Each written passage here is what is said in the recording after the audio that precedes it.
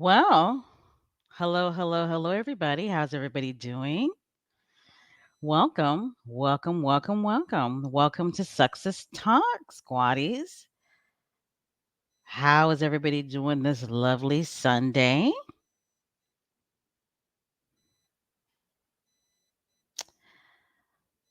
Oh my gosh, I have to get with the program. I've just had a lot on my plate, a lot going on, but I'm here, you're here, we're all here. So let's have a family chat about our faves, right? Let's have a family chat about our faves because there's a lot going on. But there always is a lot going on with our faves, right? There always is. I mean, it's rare that there's a quiet week regarding our faves, the Duke and Duchess of Success. I mean, we may not see them for 3 months, but there's just always something going on, right? There's always some news or something going on about them. All right, guys. Well, I want to welcome everybody to Megan, Duchess of Advocacy World podcast. And we are about to do a live podcast, which we call Success Talk. And what we do in Success Talk is that we have a family chat. We have a family chat among fans and stans of the Duke and Duchess of Success, aka Prince Harry and Meghan, aka Has and Megs. Right? And these family chats, we have a lot of fun during these family chats because, the Success Squad community, we're about love and compassion, aren't we? Okay, so those of you who are not in the chat, if you are listening, well, I should say, those of you who are listening and not in the chat, I would like to welcome you. And if this is the first time that you are listening, if this is the first time that you have been to this channel, Megan, Duchess of Advocacy World Podcast, if you are not a subscriber, please go ahead and hit the subscribe button. And as a matter of fact, everybody go ahead and hit the thumbs up button as well. All right.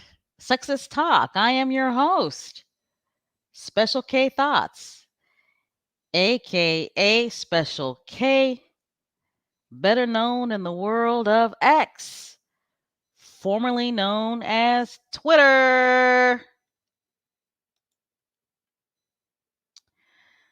So, again, I would like to welcome all of the squatties all across the world.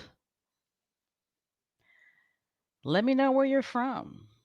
Let me know where you're at. Let me know where you be in the chat. Okay, I know there are a lot of American squatties, which is awesome. So, USA, stand up and represent.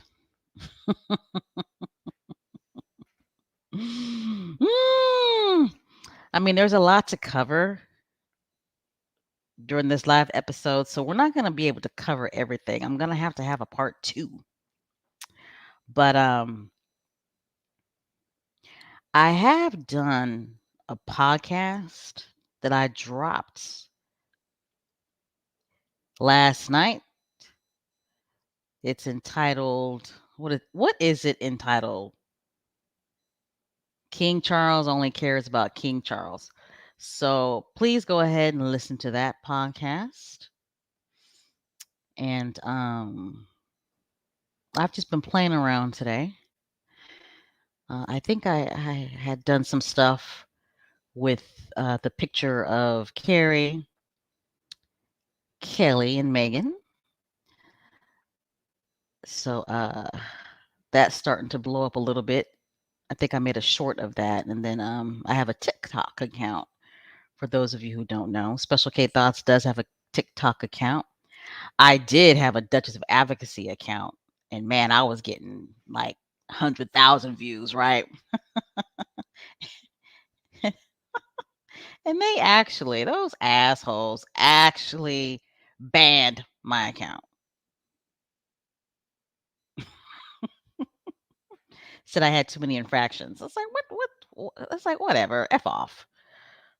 Almost got me cussing on a Sunday. This is the Lord's day, right? This is the Lord's day. All right, guys, we're going to go ahead and get started. And again, welcome, welcome, welcome. I see we got some people from North Carolina, Georgia.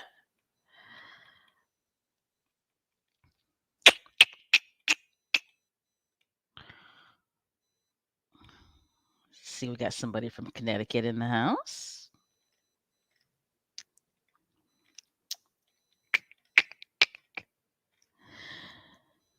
When I used to ask in the past where you guys were from, we used to get a lot of people from Texas in the chat. I thought that was interesting.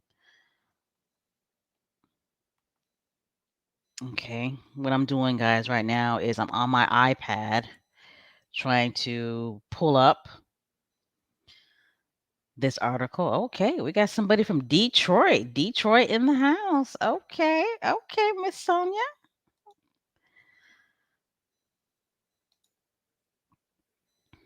Awesome. And let's take time to congratulate channel member H Knight. She's at 13 months. That is awesome.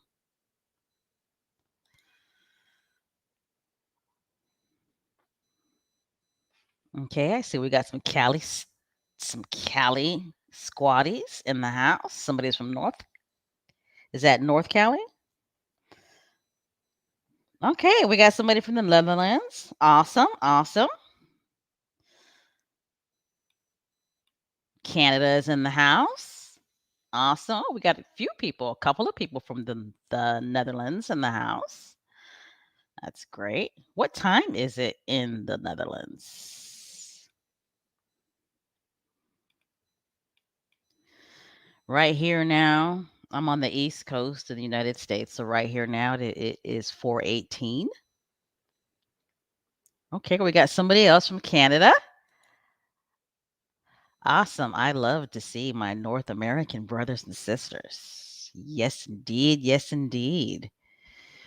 We got somebody else from North Carolina. Awesome.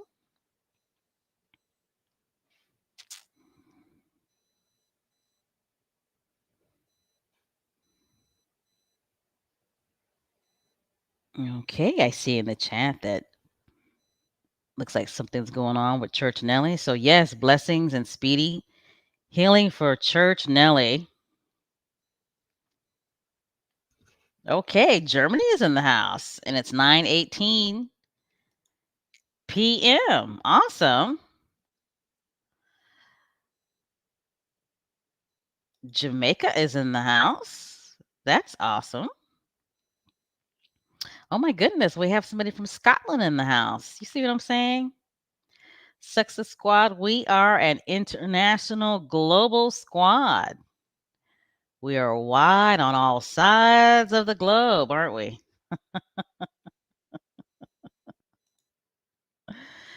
So, hello, Scotland. Nice to see you. Okay, got somebody from Delaware in the house. Okay, Boney Miney from the UK.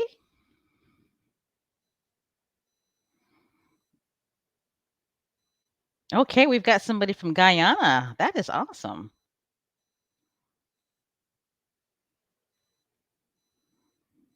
Yes, I can.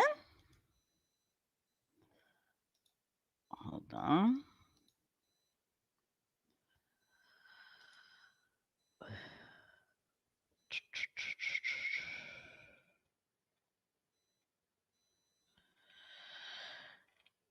All right, guys. I know I said we were going to get started, so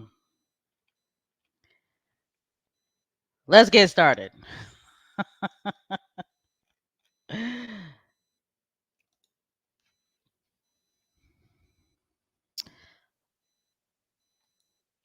Okay, so sexist talk. And again, if this is the first time that you are joining us, I'm going to go ahead and do a very quick disclaimer alert. We here at Megan, Duchess of Advocacy World Podcast, we are fans and stans of the Duke and Duchess of Sussex, Prince Harry and Meghan. There are no fence riders here. We do not do both sides here. Um,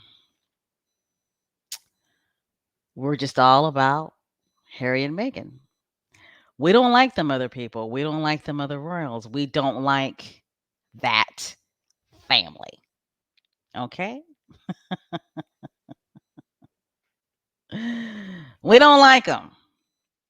And with the news that has dropped by Byline Times,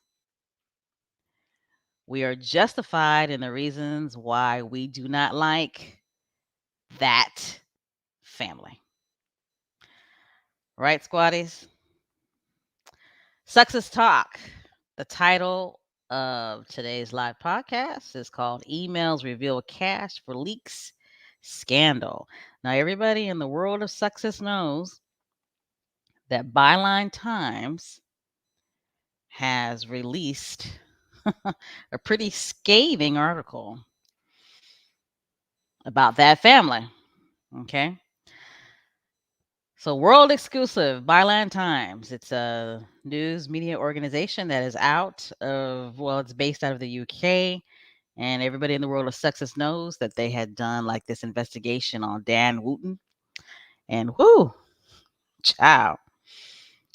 The end result of that investigation was that Dan Wooten, he ended up losing his job with the Daily Mail, and he ended up losing his job with GB News.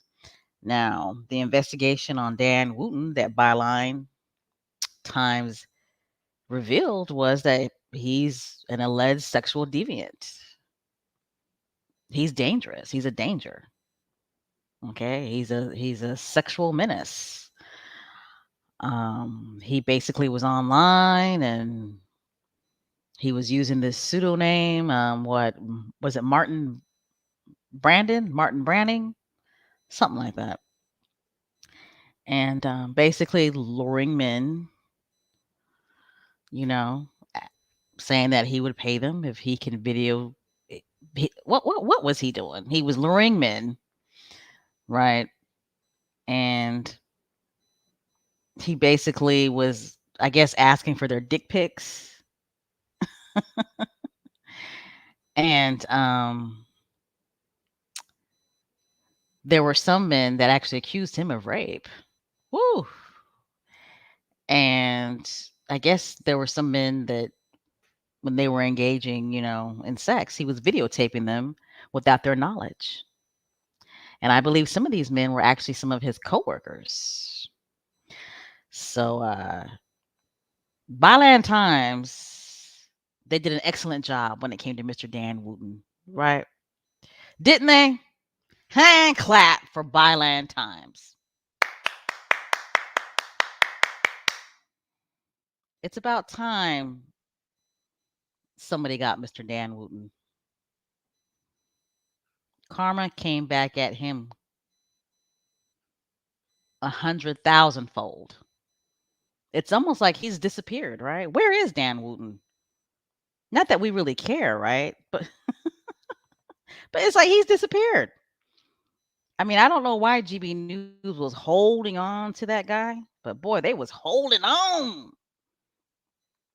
to him. And he had the audacity to be trying to sue people who were talking about the Byline Times article about him, threatening people. And I think he actually got a small newspaper outlet closed down. Hopefully, that small newspaper outlet, I don't know if they were a newspaper outlet, but whatever media outlet it was, hopefully they were able to open back up. Um, but guys, we're gonna go ahead and we're gonna talk about Byline Times article, world exclusive, the truth about Meg exit. How Dan Wooten, it's interesting how he's all up in here, right? I agree with you, Lottie. Absolutely. Lottie says, I hope that karma gets Williams' stupid ass next. It's coming, right? It's coming. The seeds have been planted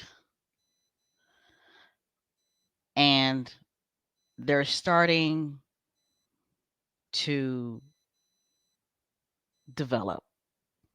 Okay. Trust me. Wank, his time is coming. And he knows his time is coming. King Charles, his time is coming. Now, I don't think he knows his time is coming because King Charles is weird. He's an aloof, right? But Wank, he's smart. He knows his time is coming, so he's gonna do something to try to soften the blow. But this Byline Times article, maybe I should. There we go. So this Byline Times article, world exclusive, the truth about Meg exit. How Dan Wooten and a cash for leaks scandal split the royal family. Honey, that family been split. Okay. That family has been split. But okay. So I wanted to basically kind of just I'm gonna try to keep this in order and not be all over the place. I'm not as disciplined as my sis VS speaks royally. I'm not as disciplined as Baron. Baron's very disciplined. I'm not as disciplined as those two. Those are the two podcasts that I listen to a lot. But I'm just kind of like all over the place. But that's a good thing because we all shouldn't, be alike. If you want to listen to the craziness, then you're at the right place. Okay, it's like you're at the right place. So, as Scotland Yard probes the journalist Dan Wooten over allegations of blackmail and serial sexual catfishing, that's what that asshole was doing. He was catfishing, right? After a 3-year special investigation by Byline Times, this newspaper can now reveal how his payments to the partner of a top royal aide forced the Duke and Duchess of Sussex to run from the UK, sending shockwaves through the monarchy. Okay, and the writers are Dan Evans and Tom. I guess it's what am I going to say his last name right? Latcham report. Okay, so those of you who have listened to the podcast I dropped last night heard me report about this part I'm about to report about right now. Okay, but before we get to the emails, just a little backdrop. Okay, so remember during the Oprah Winfrey interview, Prince Harry said that his family literally cut him off financially. Remember that part? He said it was during the first quarter, or the third quarter, or something to that effect, right? And the rural uh, rabid reporters were saying that Prince Harry was wrong. His father actually did pay him, yada yada yada yada yada yada yada, right?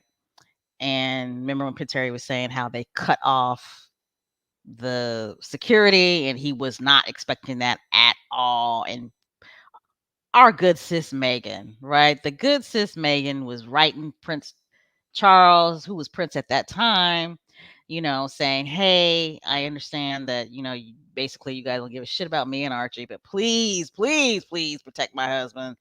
And that all that fell on deaf ears. Well, you fast forward to this article. Okay. So turns out that Prince Harry was right. Okay, his family did literally cut him off. But the reason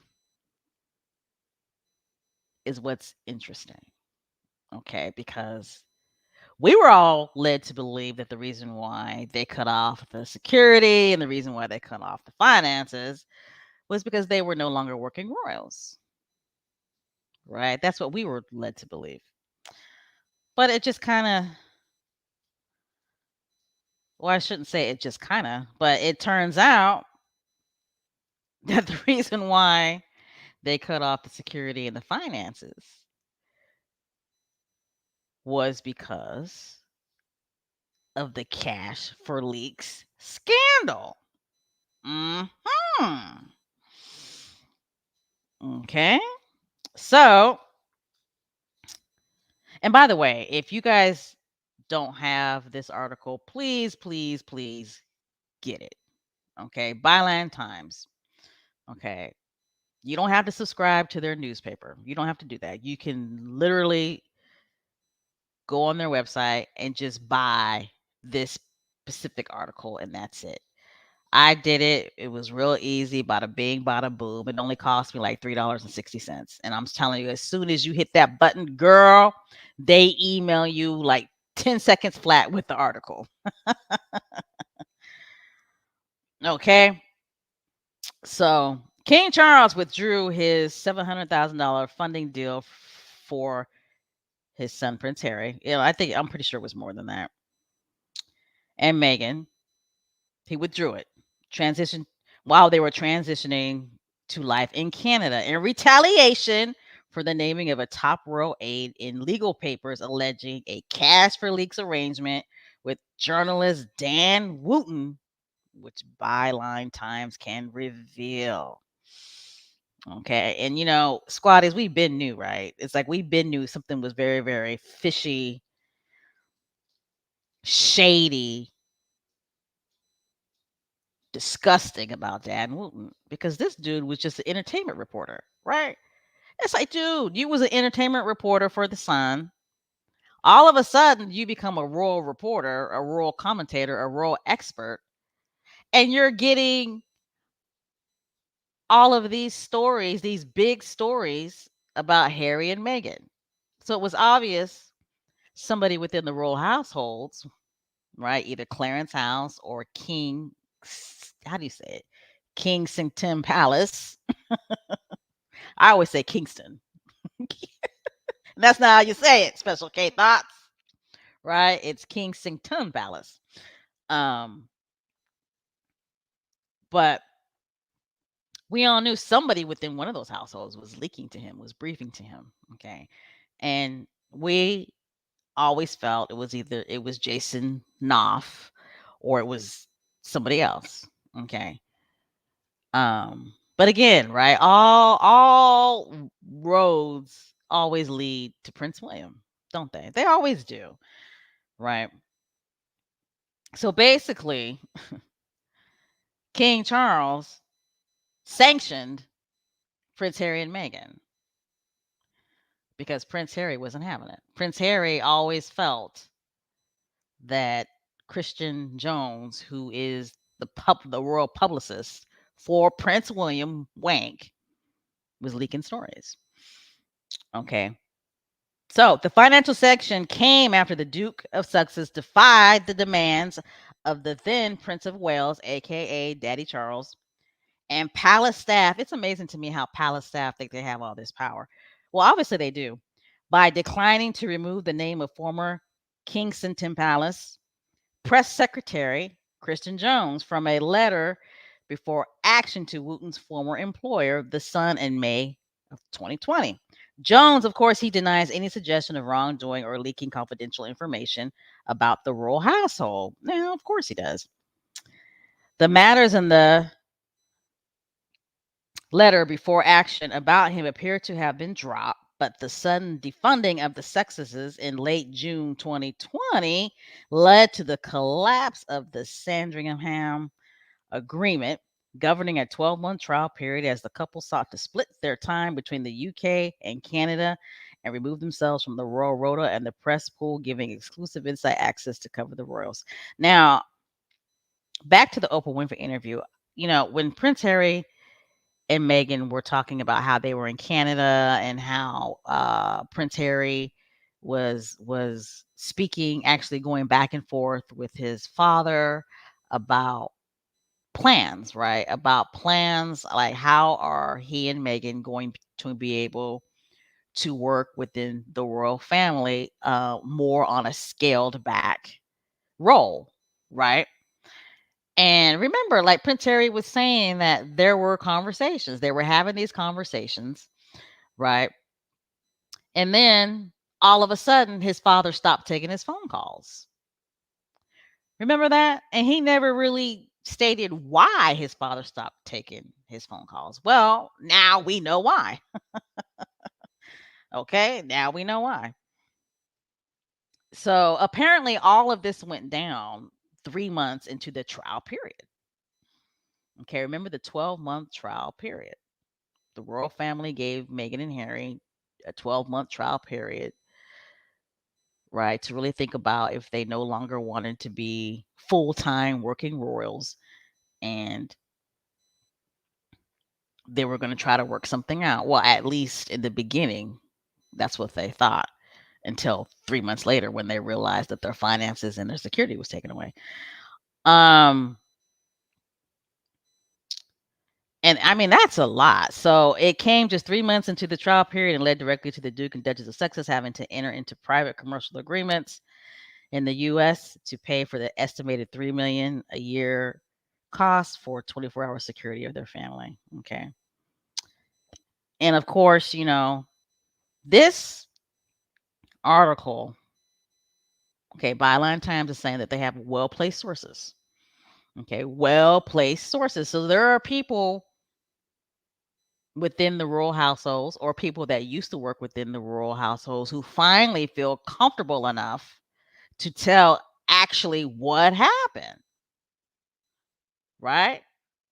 Thank God, right?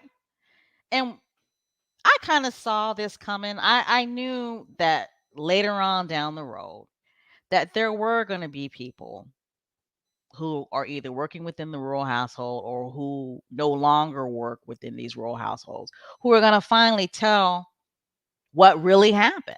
Okay. They feel safe enough now.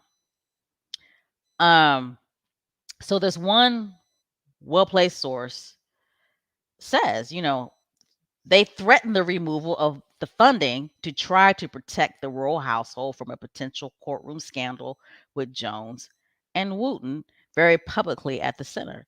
The actual removal of the funding weeks later was about control and designed to force Harry and Meghan to come back to the senior royal family in the UK where their security would be assured. We all knew this, right? This information is not new to us. Okay. We knew that they were taking away the finances, that they were taking away the security, that they leaked where Harry and Meghan were at because they were trying to bully them and scare them back into the royal fold. They wanted Harry and Meghan to come back because it would benefit them more than it would benefit Harry and Meghan. Okay, Meghan and Harry were the superstars at that time. They made the royal family more relevant, right? Harry and Meghan brought the masses back when it came to people paying attention to the royal family again. And that's what they wanted. However, they wanted to beat them into submission and they wanted them to act accordingly. It's like, you guys do all the work, right? However, remember your place, right? Remember your place, Prince Harry. You are a spare. You are a spare. And Meghan,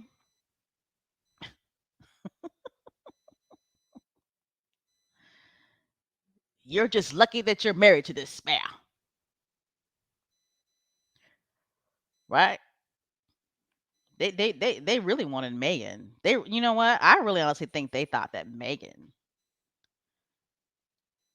was gonna leave Harry and he would just come back by himself. That's what they really wanted, right? Isn't that what they really wanted? They thought Meghan would just say, "Man, bump this." She leave Harry, and he would just come back crawling on his knees by himself. Well, it didn't happen.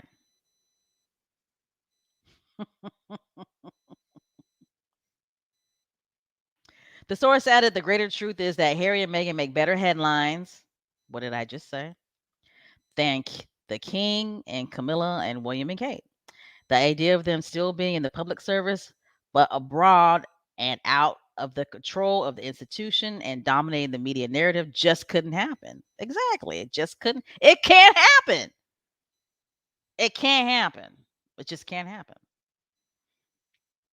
Senior members and like I was saying in a podcast I just dropped, when they say senior members, they're talking about Wank, Mama Lena,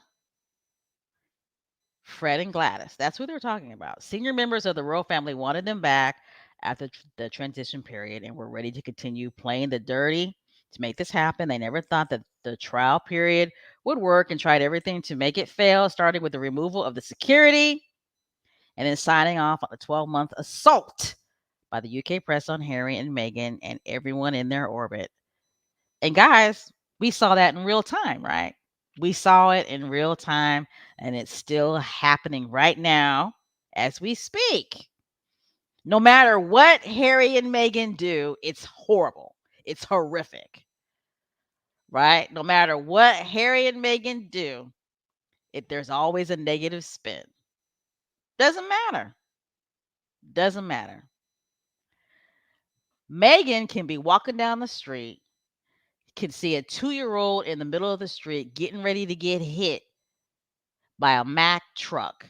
She can go running towards that child, save that child's life, and I guarantee you the British press would spin the story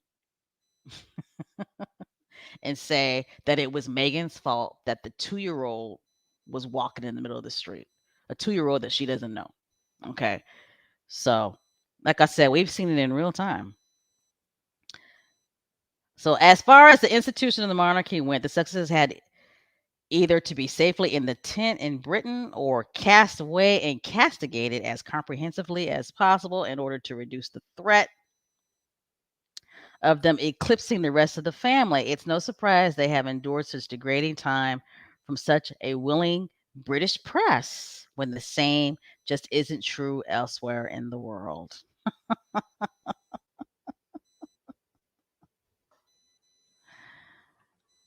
Why is the royal family so insecure? Why? Wank, why are you so insecure? Why are you and Mama Lena so insecure? King Charles, dude, why are you so insecure? I mean, you guys, according to King Charles and Wank, they were appointed by God, right? They're royals. They were appointed by God. So why are these people so insecure about the spare and his wife?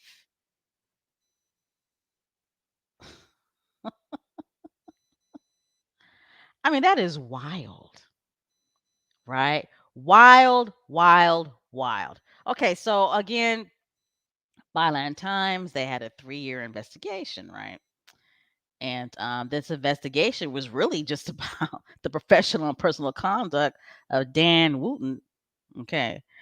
But they had spoke to several sources with connections to the royal households about how the partner of Kristen Jones, a publicist, came to be paid $4,000 by Rupert Murdoch's The Sun in August of 2019, allegedly for articles relating to the success. You know, they can miss me with that bullshit. Okay, they can miss me with the bullshit about Kristen Jones' partner being the one that was leaking information. No, Kristen Jones, Prince William's publicist, was leaking information. And Jason Knopf was doing it as well. All roads lead to wank. Guilty. Let me go back to this slide. Guilty. Guilty. And like Sis said in the chat, Prince William is going to get his. Okay? He's going to get his. His time is coming. Guilty. Those of you who are just joining us, welcome, welcome, welcome. Again, miss me with the bullshit. Talk about this partner of Kristen Jones. Nah, bitch. Nah. Kristen Jones was leaking this information. Prince William's right hand man, his publicist. Okay. Is it me or is $4,000 like a little low? Right? Because these newspapers, when it comes to information about Harry and Meghan, these newspapers are making millions. Right? Like they're making millions. $4,000? Nah. It's like if it was me, it'd be like $40,000. Okay. All right. So Kristen Jones, he's saying that he had absolutely nothing to do with it. Yeah, right.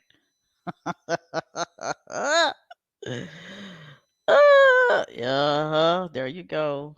I just glanced over to the chat. There you go.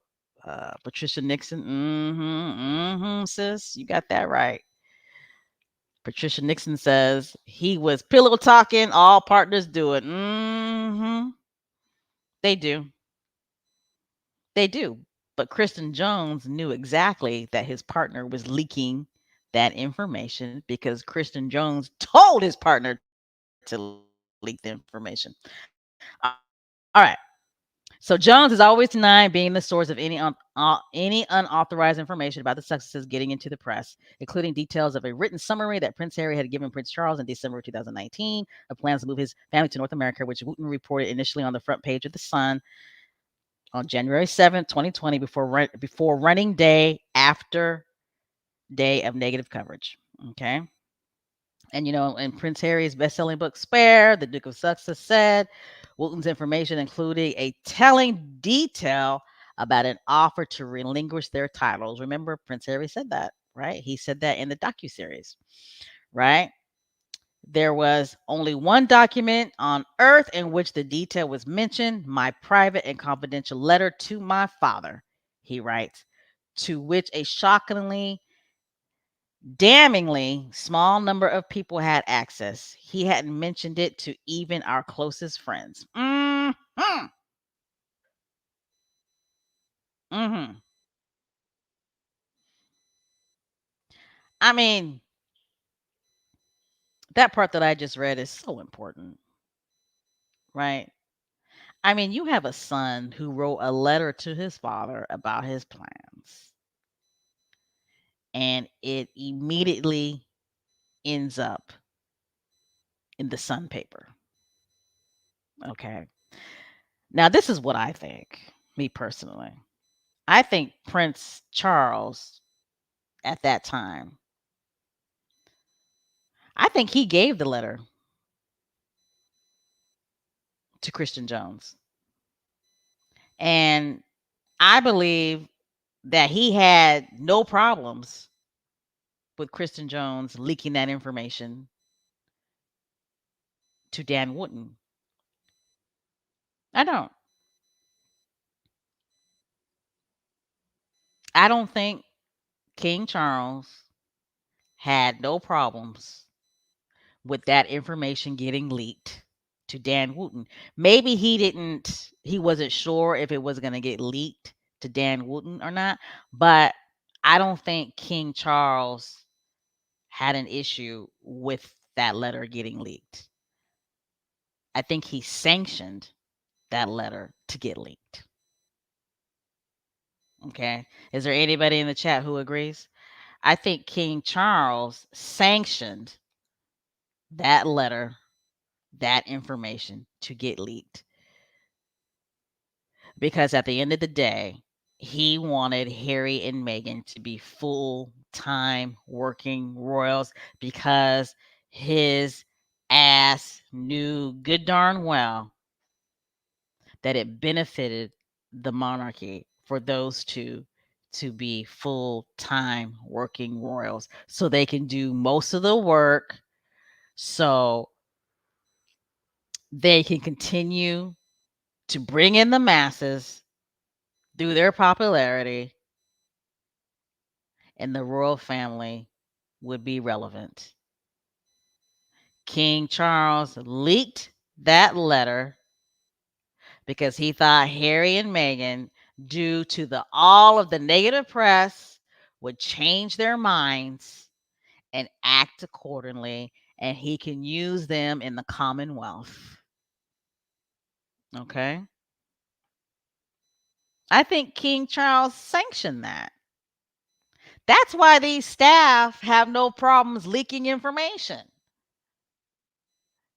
It's either one or two reasons why the royal household staff have no problems leaking information. It's either because King Charles and Prince William sanction it, or it's because they're that scared of their royal staff. Maybe it's a little bit of both. I don't know.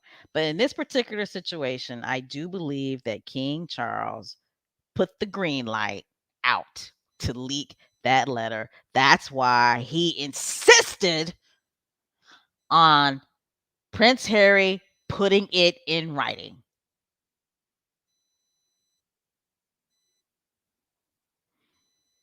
All right. So Byline Times can reveal how the story of so-called Mexit was published on the same day the successes were planning their own announcement. It prompted a constitutional crisis. It did not prompt no damn constitutional crisis. Bump that. It didn't. It didn't. I don't agree with that. There was no constitutional crisis. Okay, they had been in talks. Okay, nobody blindsided Betty. King Charles knew exactly what Harry and wanted to do. They have been talking and talking and talking about these goddamn plans for months. First, Harry and Meghan were going to move to New Zealand. Somebody leaked that. Then they were going to move to South Africa. Somebody leaked that shit. Then they're like, okay, Canada. And then somebody leaks that.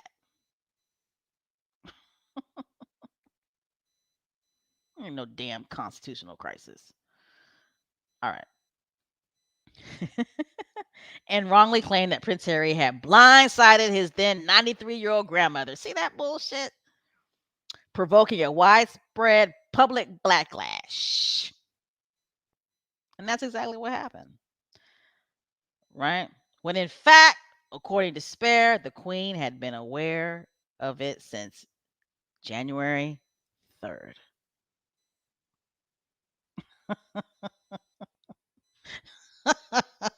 And trust me, she knew about it way before January 3rd, okay? She knew about it.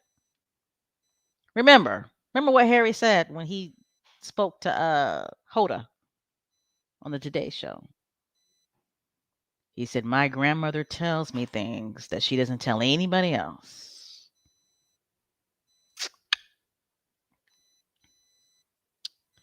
And then, of course, they go on to talk about how in the book Spare, in which Prince Harry refers to Dan Wooten as sad little man, Prince Harry revealed how a further meeting set up with the Queen was blocked by palace staff, and how she had already signed off on a previous plan for her grandson and Meghan to move in part to South Africa. See? That's why I love this article. See, I said that in the podcast that I just dropped. Queen Elizabeth co signed for those two to move to South Africa. I'm telling you. And it would have been a beautiful thing if that had happened. It really honestly would have. Bishop Desmond Tutu was still living at that time, right? Meghan had a great relationship with his granddaughter. Meghan was already starting to work with some of the charities within South Africa. Isn't Cam Fed in South Africa? I don't think Cam Fed is underneath the, umbrella of a royal Patreon, but still though, that would have been a fantastic move for the successes. Okay, but see, King Charles and Wank, they didn't want that to happen. Okay. They did not want that to happen. Why? Because this is my humble opinion. They wanted Harry and Meghan to be based in the UK so they can control them. Okay. But they were fools. In my opinion, they were brand new fools not to allow those two to um, move to Canada and set up shop in Canada. But then again, maybe they didn't want them in Canada because then they knew that Harry and Meghan would definitely um, have a huge popularity in America. They could have been the king and queen of North America. All right. Okay. So again, the two well-placed sources have confirmed to this newspaper that Prince Charles' private secretary, Sir Clive Alderton, and then Lord Chamberlain, Lord Peel, a close friend of Prince Charles, strongly urged Prince Harry to have Jones' name stripped from the record. It followed an internal inquiry conducted by Simon Case, and we all know Simon Case. Come on now. Then the private secretary to the Duke of Cambridge. Here we go again. Right? Here we go again. Kristen Jones. He's Wank's publicist. And you got Simon Case, who's the private secretary of Wank, who then was the Duke of Cambridge and a close colleague of Jones. Here we go. All roads lead to Wank. Let me go back to this slide. Guilty. I wish Prince Harry would just kick the shit out of Wank. Just beat the dog shit out of him. Just fuck him up. Fuck Prince William up. Ugh. See, dropping f bombs on a Sunday. Where was I? Okay, so it followed an internal inquiry conducted by Simon Case and the private secretary to Wank and a close colleague of Jones, who concluded that having heard him deny the allegations that he leaked confidential information, there was no case to answer. So basically, Wank investigated his own staff. Now, ain't that some bullshit? Ain't that some bullshit? Wank investigated his own staff.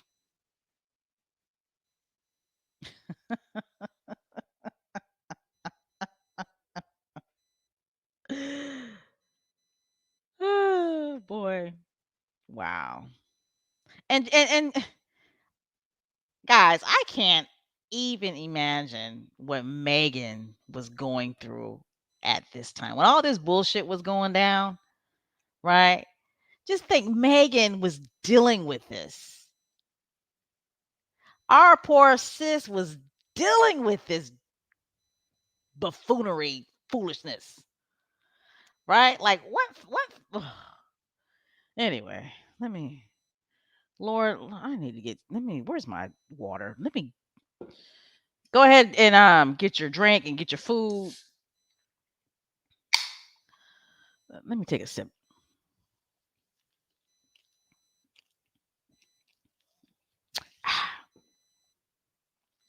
So basically, Wank investigated his staff that was leaking information about his brother and sister-in-law, and he said that there was no wrongdoing. He cleared everybody. He cleared them all. Not only did he clear them all, but he promoted them. I wish Prince Harry will punch the dog shit out of Prince William. Oh! However, Byline Times has learned that Jones and his partner had already been named specifically in an ominous but highly detailed whistleblower testimony, which included an internal News UK ZC contributor accounting code from an administrator within the Sun, which was deemed credible enough to warrant referral to the Metropolitan Police, and which was integral to the legal letter. So they're talking about the legal letter because of this code, right? Because of this accounting code that was found within the Sun newspaper, right? They had no choice but to make a referral to the Metropolitan Police. And Prince Harry was like, and I'm also going to write this legal letter. I'm going to contact my attorneys and I'm going to write this legal letter and I'm putting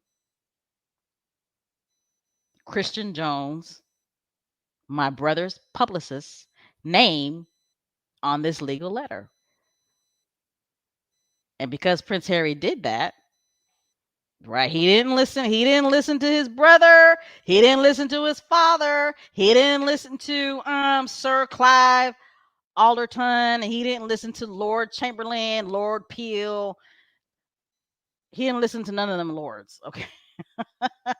Prince Harry was like, no, fuck that. I'm putting Christian Jones' name in this legal letter because at the end of the day, there's evidence, okay? There's evidence with this code, okay? This administrator code showing, I should say, this administrator accounting code, okay, showing that somebody was paid for this information. And Prince Harry says, yes. And the son of a bitch that was paid was Christian Jones.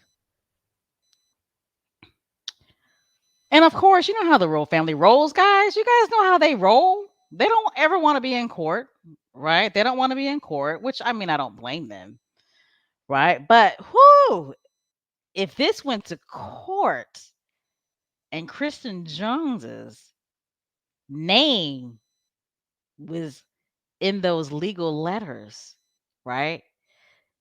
Mofos are going to want to know who the hell is Christian Jones. And it's going to say all up in the legal letters that Christian Jones is Prince William's publicist. And that's what the royal family wanted to avoid. Okay. So then we go into the section. No one wanted that stuff to end up in a courtroom. Part of the testimony, which was initially supplied to the respected retired investigative journalist Nick Davies, reads, I think that the publicist ZC number is ZC634. So they were using a code for Christian Jones. Okay. Not his partner. No. They were using a code for Christian Jones. Okay. They were using a code for Christian Jones, not his partner. All right. So my friend thinks there was a payment for $3,000 made around the 15th of July last year for a story about the Duchess of Sussex and her nannies, which was published on the 28th of June. There was also a payment of $1,000 made for a story about godparents and Meghan's son. All right. To me, I mean, if I was leaking, I would want more money than that. Just saying. A second source with links to the royal households told Byline Times that the Christian Jones problem promised to drag the hidden details between the palaces and the press into the public domain. And that's the bigger picture right there, right? Isn't that the bigger picture of why the royal family absolutely did not want Christian Jones's names in the legal letters and they did not want this to go to court, right? That's the bigger issue. because it proves exactly what Prince Harry has been screaming, right? That the royal households brief against each other. The royal households leak against each other. And you got these royal reporters and these royal commentators acting dumb, acting brand new, saying, "Oh, that never happens. I've that's never happened. Nobody has ever leaked a story to me." Acting dumb and trying to make it seem like Prince Harry is paranoid and trying to make it seem like he's paranoid and a liar. Okay, the man that you see on your screen right here, again, I think he sanctioned Chris Jones to leak Prince Harry's letter about the plans to move to Canada. I do. The bitch that you see right now on your screen, I believe he sanctioned that. Okay. All right. So there's a lot there, but really for us squatties, there's not a lot there. Because if you really want to dumb it down, right? If you really want to dumb it down, the royal family is not a family. It's a ruthless business, right? It's a ruthless business. They're not family. They don't want to see each other do good. They don't want to see each other do well. They don't want to see each other have success. For them, it's competition, right? It's competition for them. And that's sad. That's really sad because it doesn't have to be that way and it shouldn't be that way. Okay. All right. Those of you who just joining us, welcome, welcome, welcome. Appreciate ya. If you're not a subscriber, go ahead and hit the subscribe button. And everybody, please hit the thumbs up button. Okay. All right. So then, it just, the story just goes on and on and on about how, the royal family did not want this to end up in the courtroom. But at the end of the day, it's still going to end up in the courtroom. I'm sorry, because Prince Harry is suing the Sun, baby. So you guys just get ready. But this whistleblower is basically saying that the offices at the end of the day leak against each other. That's what they do. Okay? That's what they do. Okay?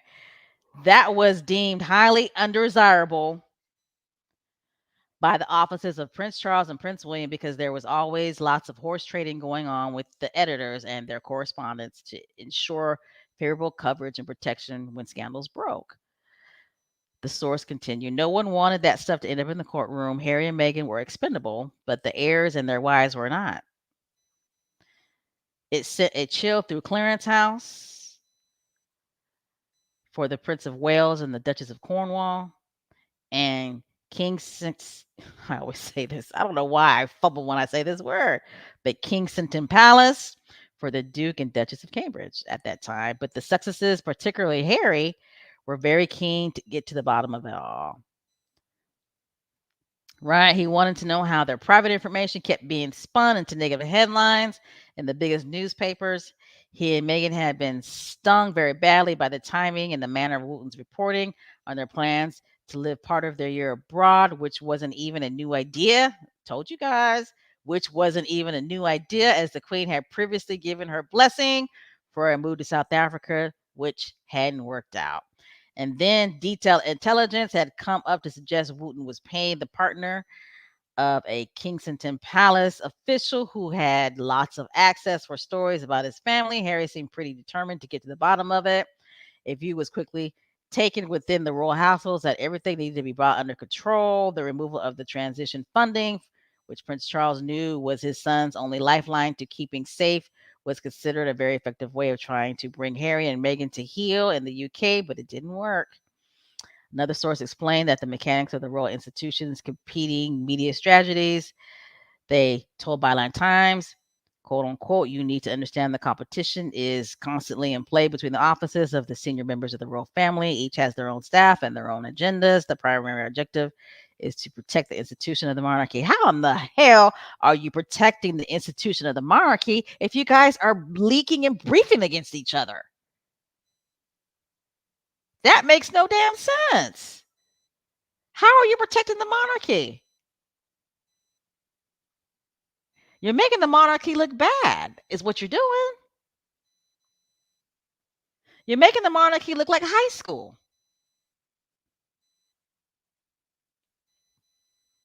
Charles and Camilla are obviously at the top of the tree and were even when the queen was alive. Nah, I don't believe that. William and Kate next. Anything that threatens the hierarchy or the public perception of it is a problem to be dealt with. These people are fool. Quite often, these problems are tackled through the tactical use of the press. Obviously, the offices of each family member have their own relationships with the very top people at the newspapers. If there are specific messages they wish to express, that it will usually be on the Mail on Sunday and the Sun, or less frequently through the Times and the Sunday Times, which makes sense, right? Because those are the papers that gun and target and hate target Meghan and Harry, specifically Meghan. This is why it was such a problem when Christian Jones was named in those legal letters, whether it was true or not true. That information Jones collected in the course of his work was ended up in the Sun and was not really the point. That wasn't really the point because it ended up in the Sun. The point is that the royal family is doing deals. That's what I was saying. There's a bigger picture to it, right? There's a bigger picture to it. Here it is. The point is that the royal family is doing deals and trades with the press, like Prince Harry said. Like the brother said, like light skinned Harry said, the point is that the royal family is doing deals and trades with the press all the time for favorable coverage and protection to maintain public relevance. The naming of Kristen Jones threatened to shine a light on the entire unethical relationship between the institution and the press. That's what needs to be investigated. King Charles is head of state. He is head of state of the United Kingdom. He is head of state in Australia. He's head of state, in Canada? He's head of state in New Zealand. It is highly unethical for this man to be doing deals and trades with the press just so he can get favorable coverage and protection from the press. That is so wrong and it's unethical on so many levels.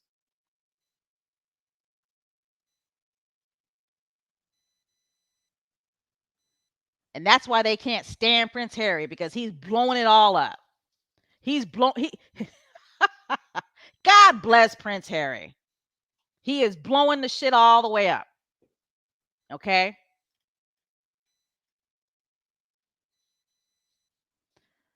All right.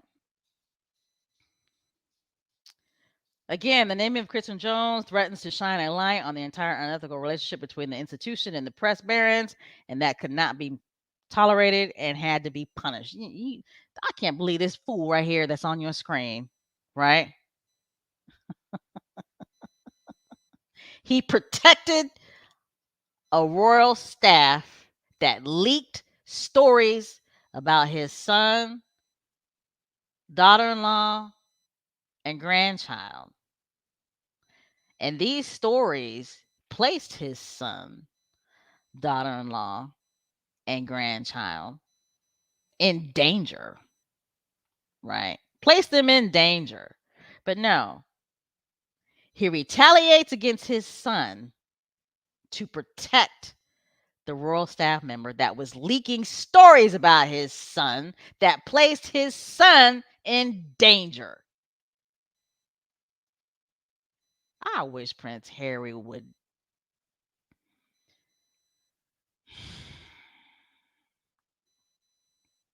Girl, this is too much. This is too much. It's like, it's too much. The best decision that Prince Harry and Meghan did was get the fuck out of that family. I'm telling you. I'm telling you. I'm telling you. Whoo, Jesus. Let me go ahead and take another drink. Oh, and I'm just drinking what is this? Um Pepsi, which I shouldn't be.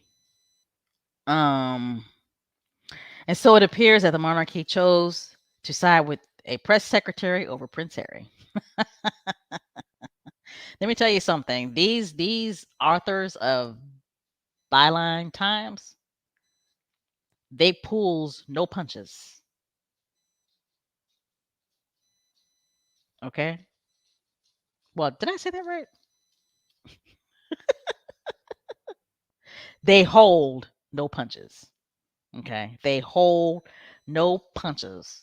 They don't pause nowhere in this article. Okay? They put it all out there. Okay? They put it all out there. And I know them assholes at the monarchy are just are shitting themselves. Okay. Okay, so that's part of the article right there. I mean, it's a lot. It's a lot. It's a lot. Oh Jesus, it's a lot. And the article. I think it goes into how um Dan Wooten all of a sudden seemed to shift alliances. Right. I mean, again, like I said at the beginning of the podcast, Dan Wooten, he was just an entertainment reporter, right? And then all of a sudden, he became a royal expert, and he was reporting on anything and all things royal, and he was getting all these exclusives. And the article just goes into how Dan Wooten was not really a fan of Prince William. He was more of a Prince Harry fan, right? And he all of a sudden, bada bing, bada boom, bam, he switched alliances. But it's not when you're to me, reporters. I mean, of course, reporters are going to have their favorites, right? A reporter is going to have their favorites, but at the end of the day, that reporter should always be objective and fair. And if your favorites aren't doing right, you need to report it. Okay. So, how you guys doing? You guys doing okay? Is everybody doing okay in the chat? Those of you who are listening, you guys doing good? You doing good? You guys enjoying the conversation? Hmm? Enjoying the conversation? Hold on. Uh, You guys know that my Yorkie um always interrupts these live podcasts. I'm gonna go ahead and let him out real quick. Hold on, guys. All right. Okay.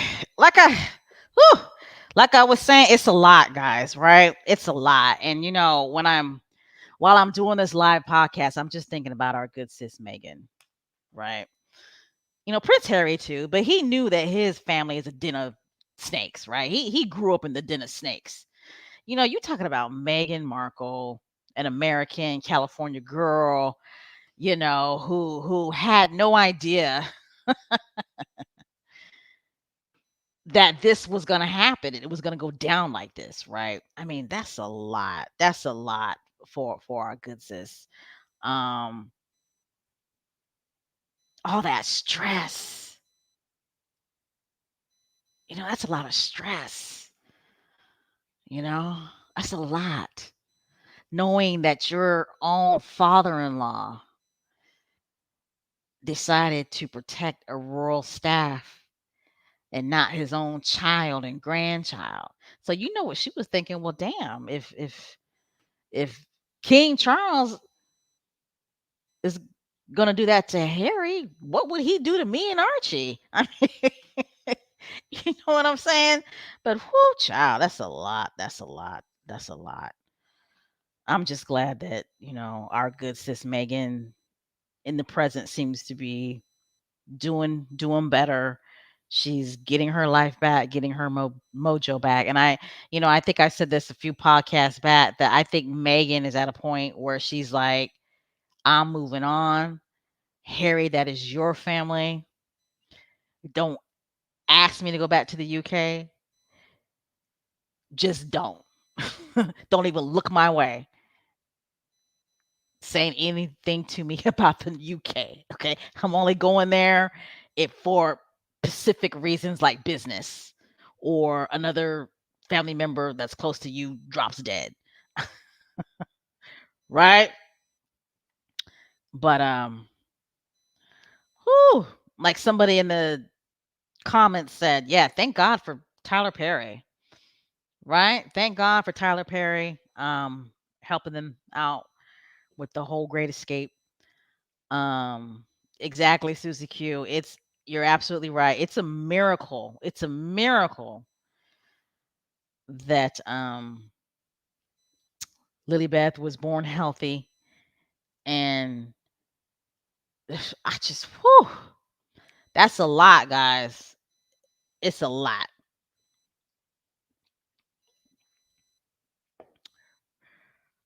Right? Ooh, Black Queen, you think I don't know, but you know what? So Black Queen says Megan probably told Harry, "I'm taking RJ and leaving with or without you." No joke. I mean, of course we don't know, right? But the reason why I'm highlighting Black Queen's comment is because remember, just remember, during the South African tour when Megan told the interviewer Tom, you know that that she wasn't happy or she was stressed. I can't remember exactly what she said. But there was a part where she said, "Well, at least I got my baby." And when she said that, I thought, "Uh-oh. Okay." Because we know how we moms are, right? We're mama bears, especially when it comes to babies, especially when it comes to our first baby, right? And I got to pull up that interview again and watch that part. But Megan does. Megan says, "Well, at least I got my baby." And I thought, "Uh-oh, you know,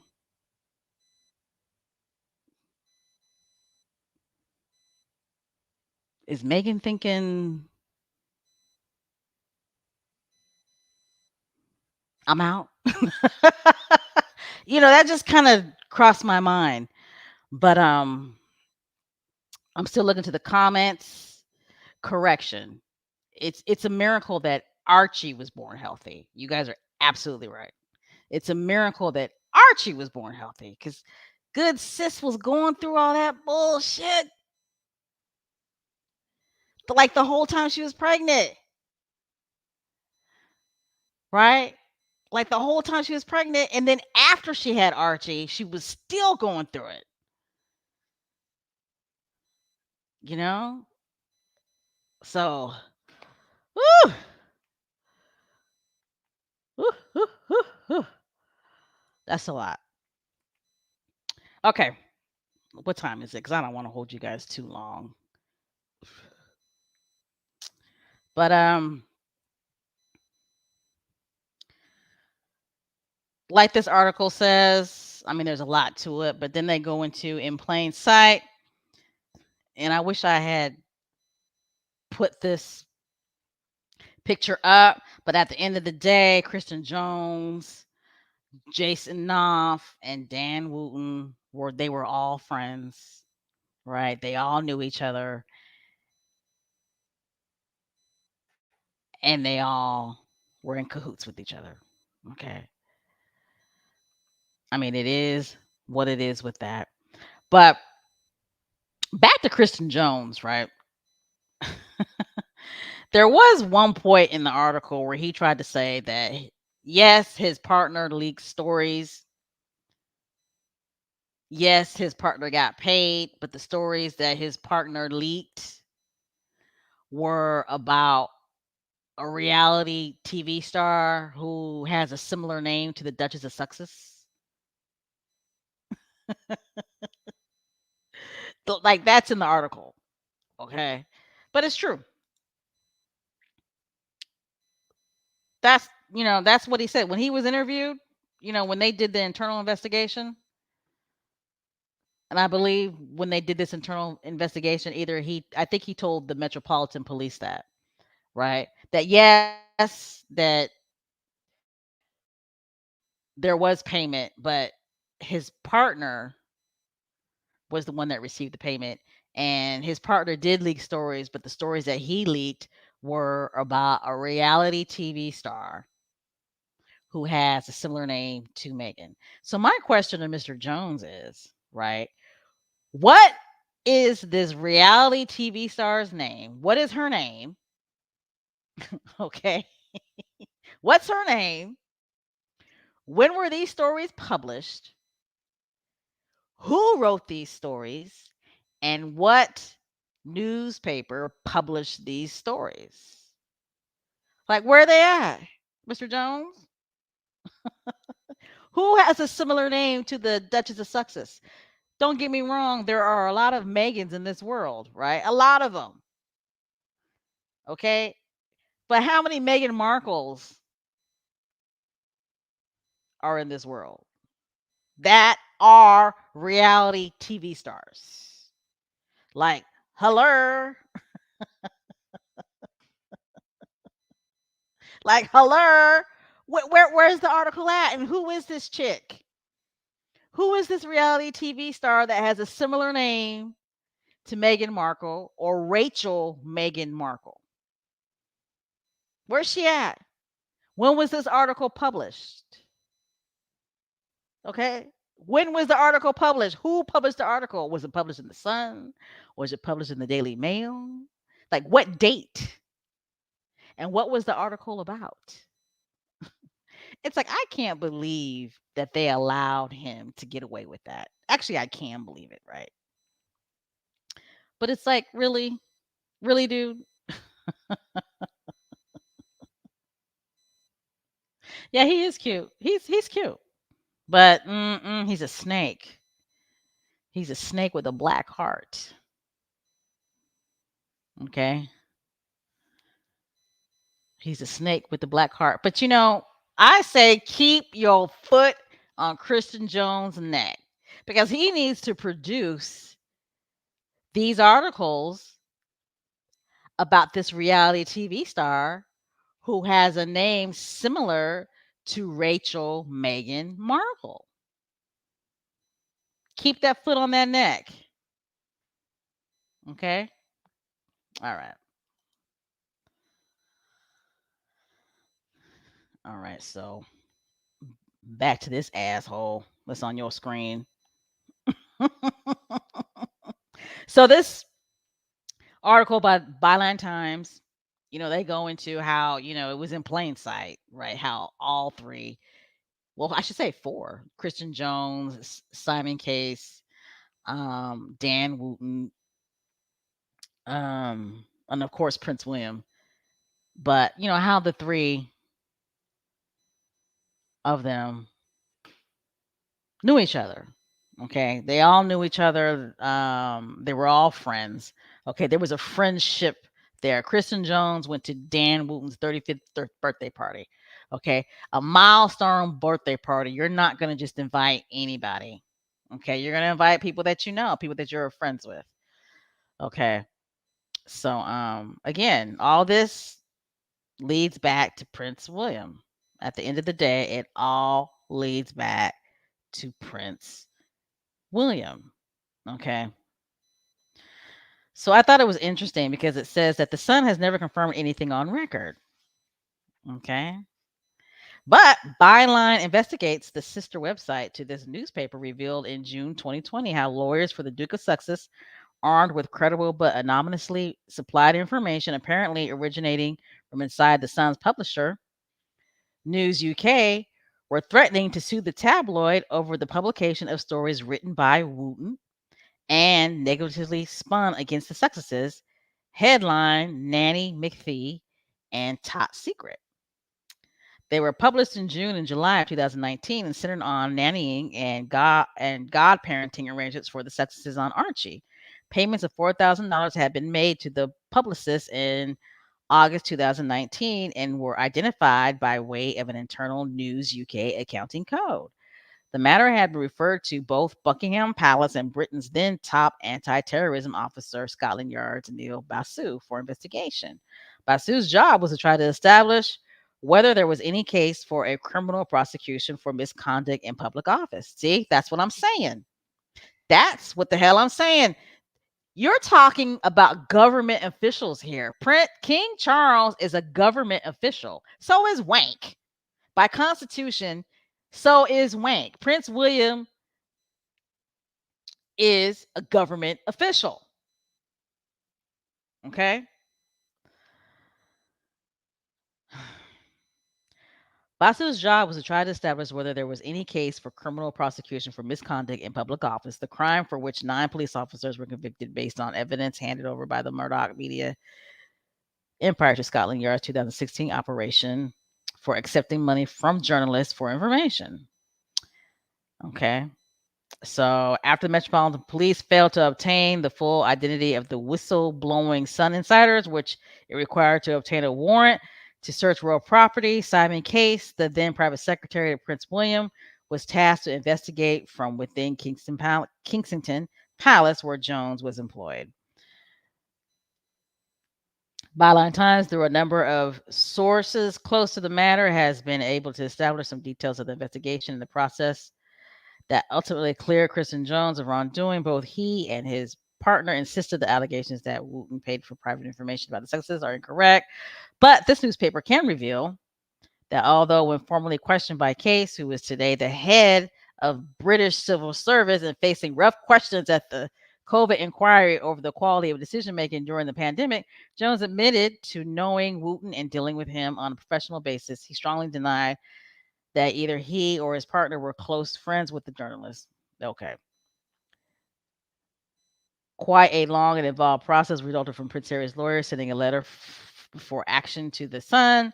One source said, of course, Christian had to be questioned by his bosses about it. He said that yes, he had known Dan for a while, but that he did not know him very well, and that Prince William's courtiers who appointed him didn't have a problem with it. Christian also told him that his partner had indeed been paid by the Sun at the time and said in the whistleblower emails and for the amounts described that the money related to the stories about the client's partner represented in their work as a publicist and had nothing to do with Prince Harry and Meghan. One of the partner's clients supposedly had the same name as the Duchess of Sussex. There was the suggestion that this was the reason for some of the money paid, that the timing was just a fluke. Wow. On that basis, Christian faced no further action. He retained the confidence of course he did. He retained the confidence of Kensington Palace and later on had a couple of big promotions. Of course he did. Byline Times has learned that Jones' position was that the allegations against him ought not have been made at all on the basis of anonymous accusations, albeit that contained many correct details, including the internal News UK code, which warranted a legitimate case for further investigation. Kensington Palace is understood to have sought to draw a line under the matter unless compelling new evidence is emerged. Of course, Wake, of course. Alongside Wooten's birthday Instagram, the newspaper has spoken to multiple other witnesses who said that Wooten tried to cultivate a friendship between the three.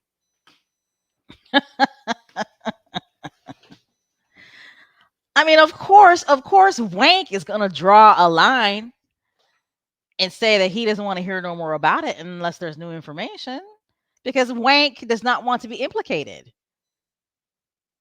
Wank does not want to prove Prince Harry right, that the houses brief against each other and they sell stories against each other. Right? I mean, that's obvious. Sorry. I had to let the freaking cute little Yorkie back in the house. All right. Okay, and then the article, it just goes on about how Kristen Jones um, and Simon Case, how they enjoy the benefits of knowing Dan. Sometimes they got to use the son's box at O2 gigs. They were often around each other socially at the West End. Okay, alrighty then. Okay. All right, so now we're gonna go ahead and talk about the emails because, like I said, I don't want to keep you guys too long.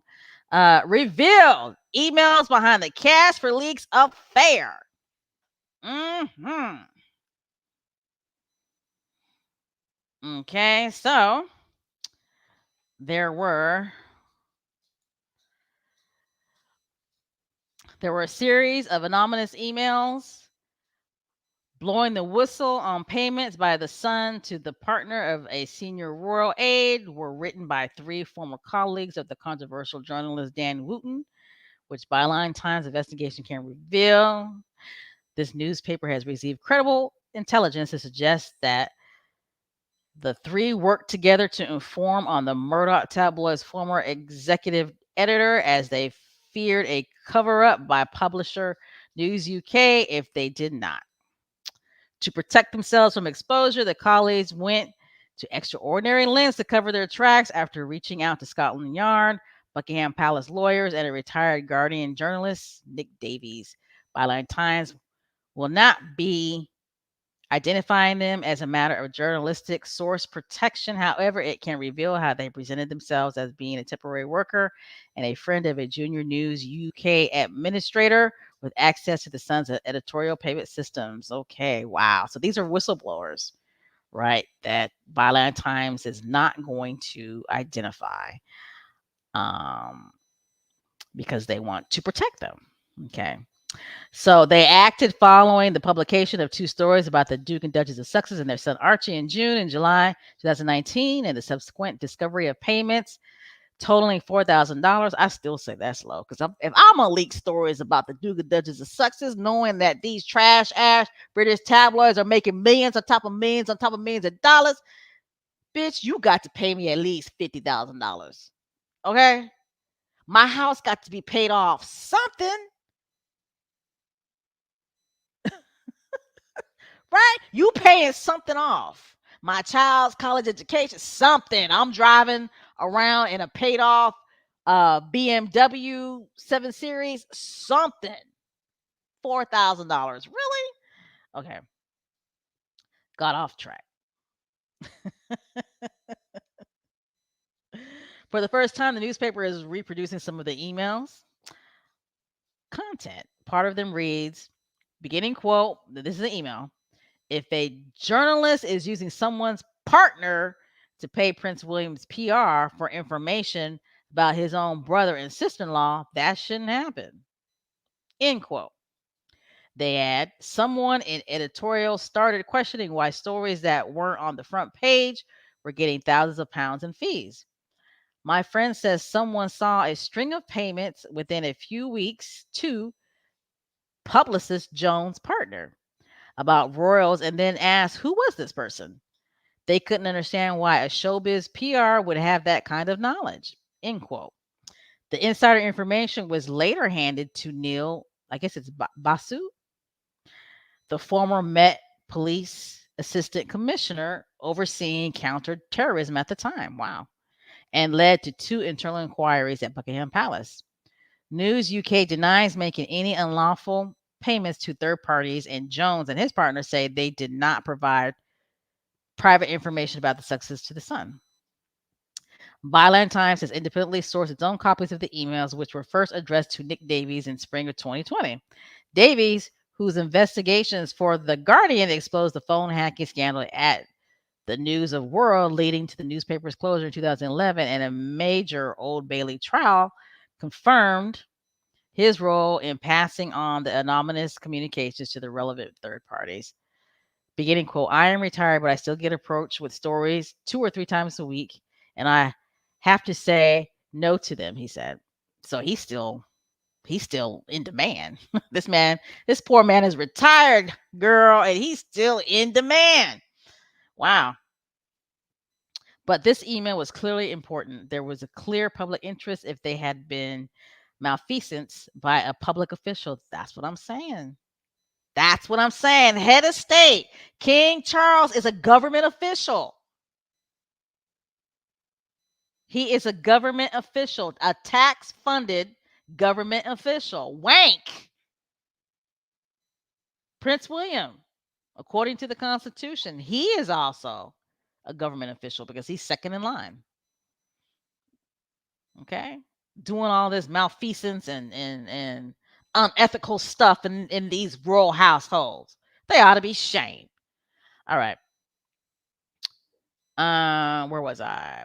It was important, and there was clearly a chance that what was being said was true. So I boasted it into the hands of the people with power.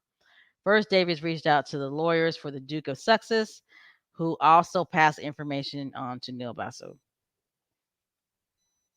First, Davies reached out. Oh, I'm sorry. I almost reread that. I was in the middle and I admitted I had no idea if what the email said was true. Davis added it was detailed information, but the truth was not clear.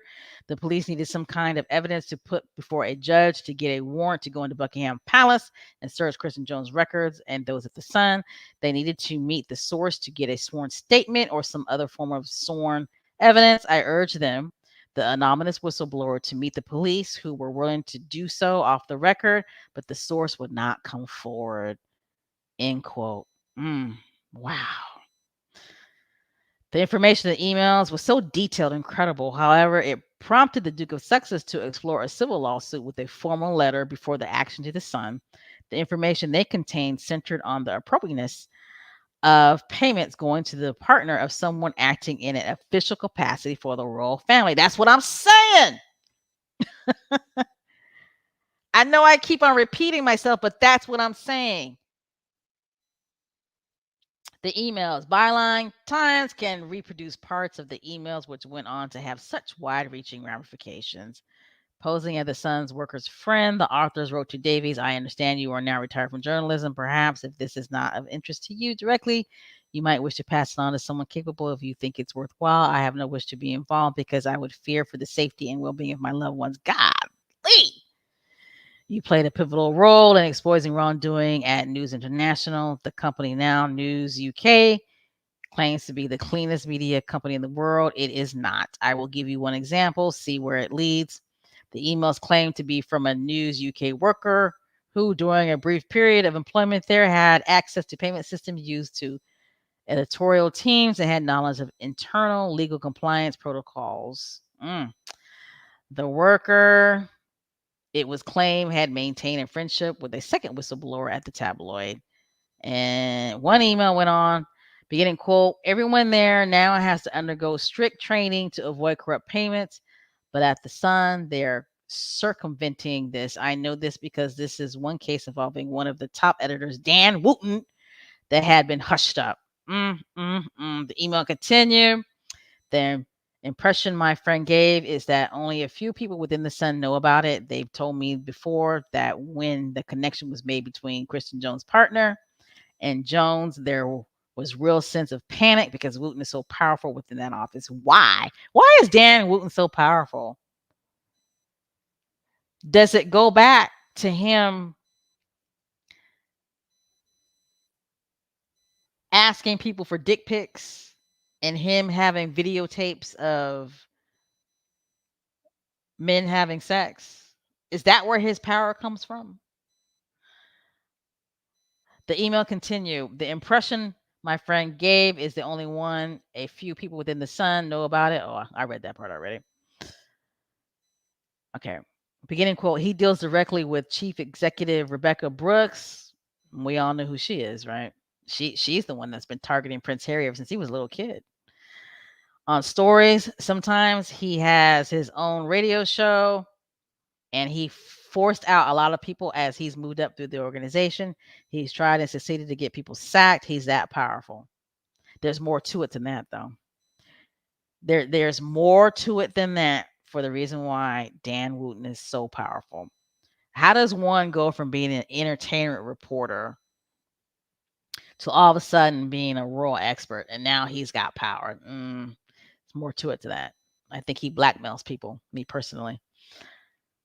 Explain the situation. The emails continue. Dan Wooten is a showbiz journalist, like I told you. But in the last year or so, if you check, you will see he has written a number of stories about the royal family. There were concerns raised internally last year over a number of payments he had made, totaling thousands of pounds to freelance PR. If you look on Google, the publicist worked for a number of showbiz PR firms, so perhaps not a big deal. The reason concerns were flagged was because Wooten suddenly began paying the publicist thousands of pounds for royal stories. Hmm.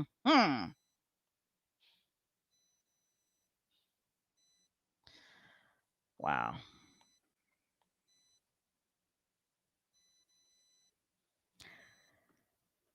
It went on to say, beginning quote, these began with large payments of $3,000 upwards for single stories about the Duchess of Sussex that only someone very close to them would know about. The information was very detailed and questions were asked very discreetly internally about why the amounts paid were suddenly so high, about stories possibly involving public officials. What I tell you, which is a big red flag at the News UK now.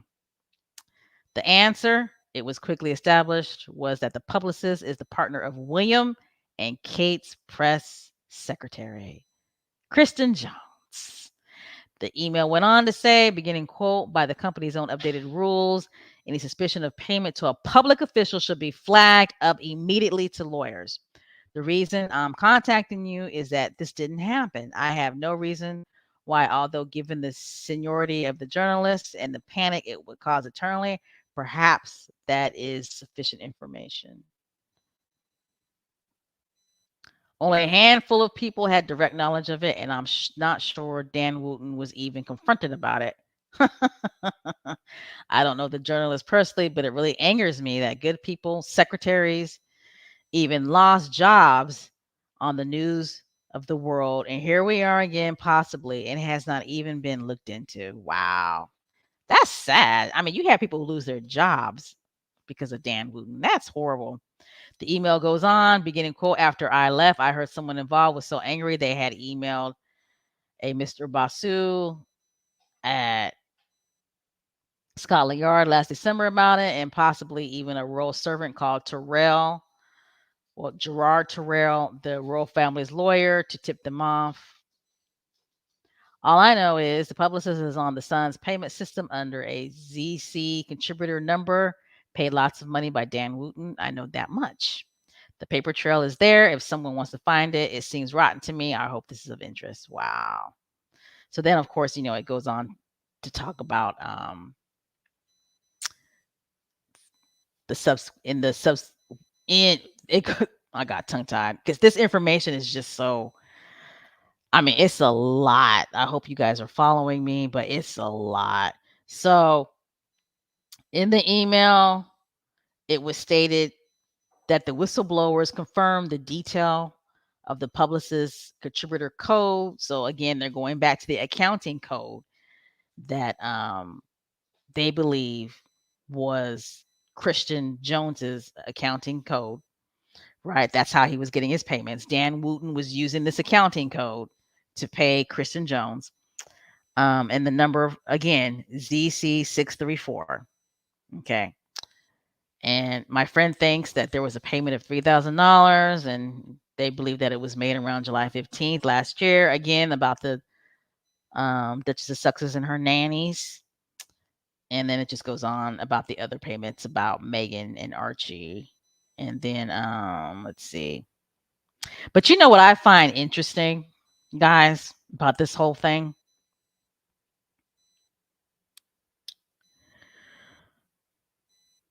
Where was the payment for the information that was leaked about Prince Harry and Meghan moving to Canada? And their plans were to live 6 months in Canada and 6 months in the UK. Where is the payment for that? Isn't that interesting? Hmm? Now that's interesting. Okay. Where is the payment for that? Because that was the big story, right? That was the story, honey. That was the story that rocked the world. Okay. Because, man, when that story dropped, it dropped. I know here in these United States of America, okay, CNN was playing that story every hour on the hour about how Harry and Meghan were leaving the royal family. I mean, that, Jesus. And they played it the whole weekend and the whole week leading into the weekend after that. Okay. Okay. I mean, so again, that's why I feel like King Charles gave Kristen Jones or whoever else had access to that letter, because like Prince Harry said, it was just a handful of people that were aware of that letter. Okay, I think King Charles greenlighted that, and he may have paid that person money out of his own pocket. Okay, because he didn't want no traces of that. Hopefully, one day, Mr. Dan Wooten gets mad enough at the royal family to where he will just go on ahead and tell his story about how he got that information regarding Harry and Meghan moving to Canada, and they were going to spend half their time in Canada and half their time in the UK. Okay, maybe one day he'll let us know. Anybody in the chat think that Dan wouldn't let us know how he got that information?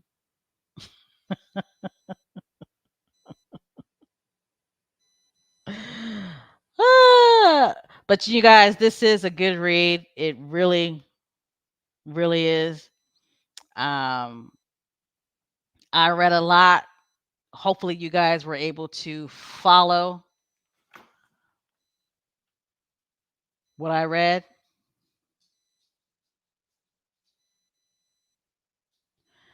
Um, like I said, it's a lot.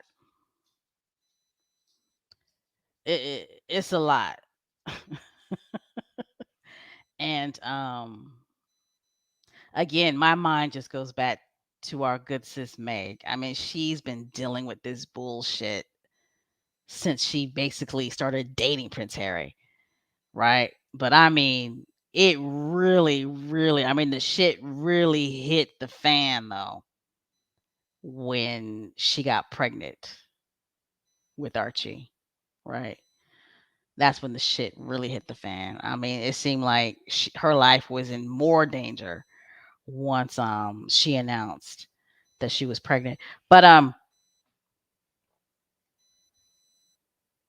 again, and I know I keep on talking about this, but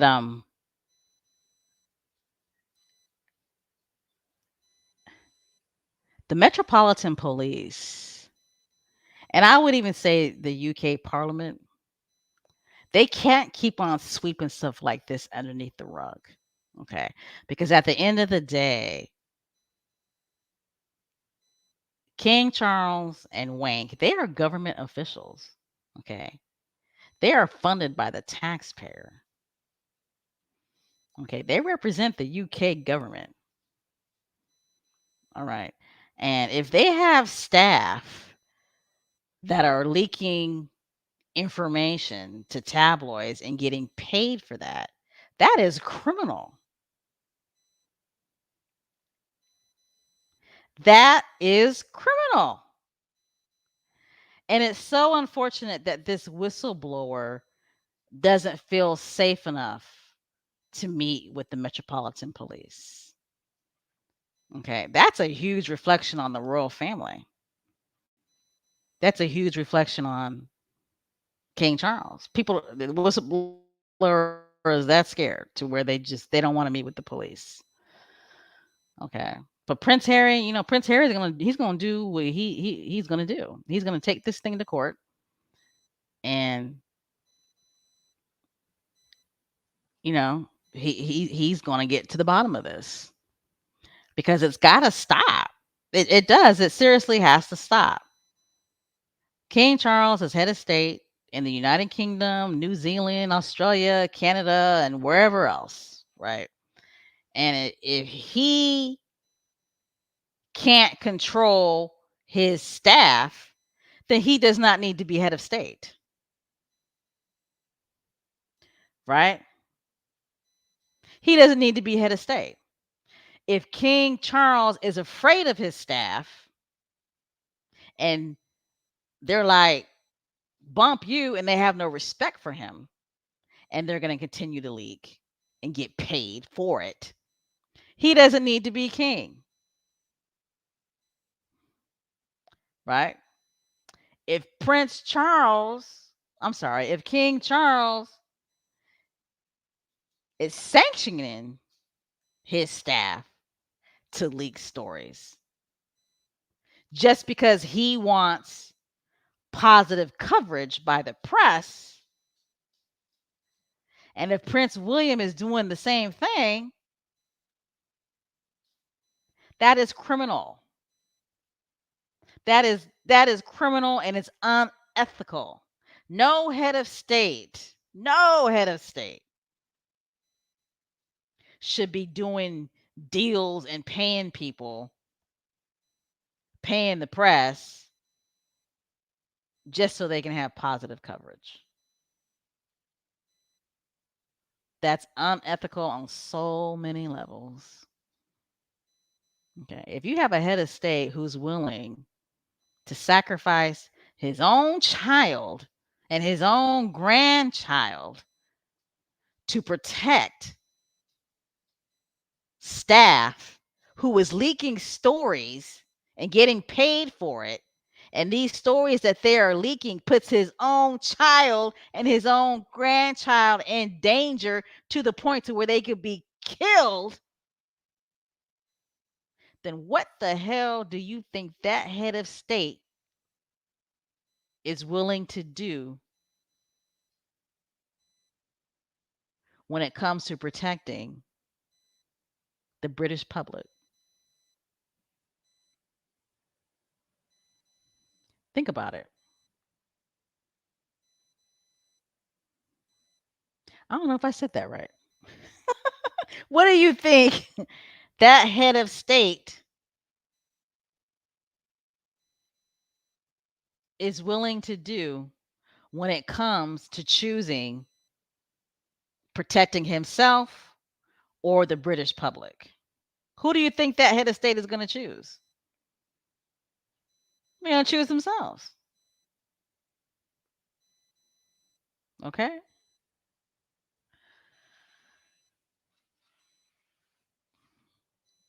King Charles is an unethical king. He's unethical. He's immoral. And this dude is actually he's head of the damn uh church, right? Wow. Isn't he head of the church?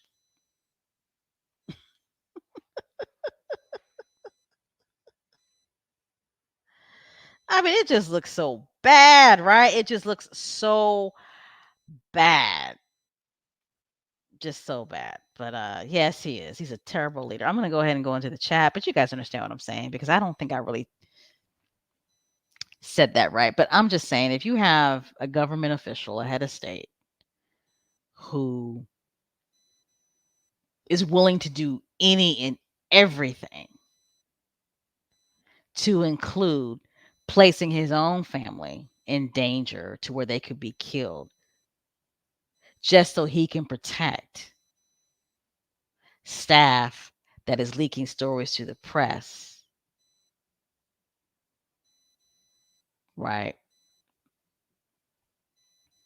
So he can keep a cordial relationship with the press just for favorable coverage.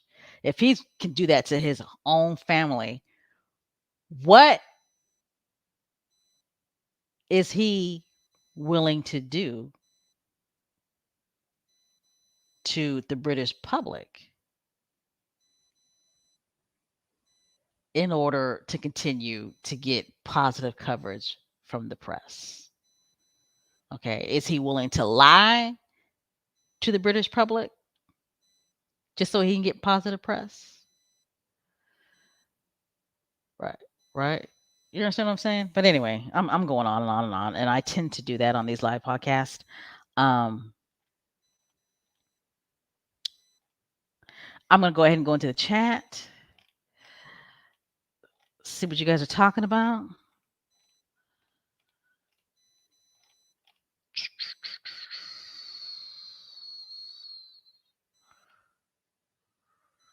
Yep.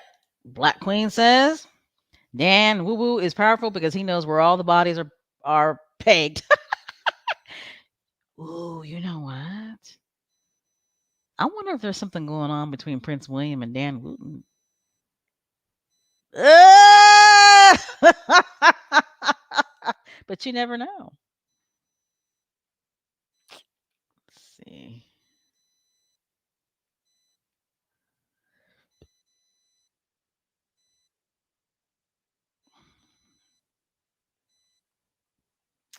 All right, I'm still in the chat. Yes, yes, yes. How you doing, Miss Lydia?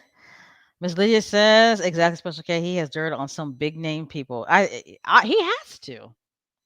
He has to have dirt on some big name people. I don't know if he's got pics, but he's got something because it doesn't. I don't understand why he's so powerful. You've got people who have been journalists for decades, right? Credible journalists who have done um, good journalism. What I mean by that is that, you've got people who have been journalists, credible journalists for decades, right? Who do it the right way, right? You have a lot of ethical journalists out there who break stories the right way, right? And I just don't understand how he has surpassed all of them and become one of the more powerful gossip hacks. I just don't get it. It's because he's got a lot of dirt. To me, he's got a lot of dirt.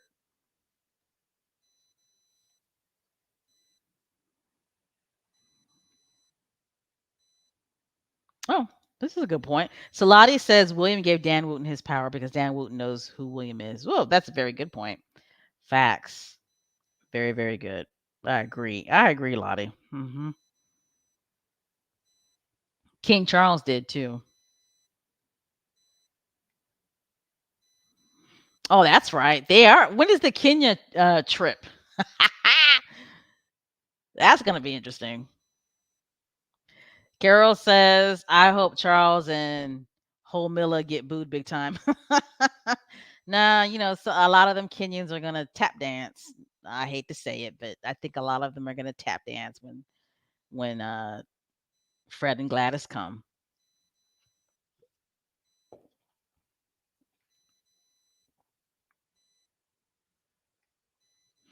That's right.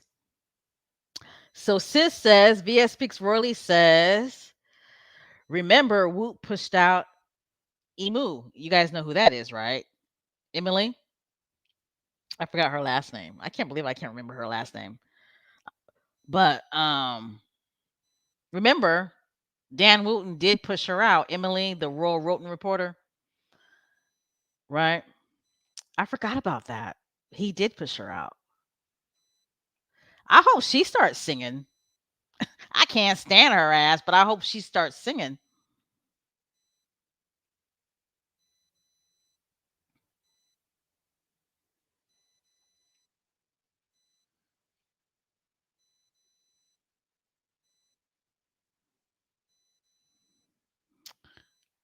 Okay. I'm still in the chat, guys. Me too. So Connie says, how you doing, Connie? She says, I hope Byline Times is a read worldwide. I know it's getting traction here in the United States. Not that much, but it's getting some traction here. But one thing about the majority of Americans, like seriously, the majority of Americans think that the royal family is a hot soap opera mess anyway. Like for real.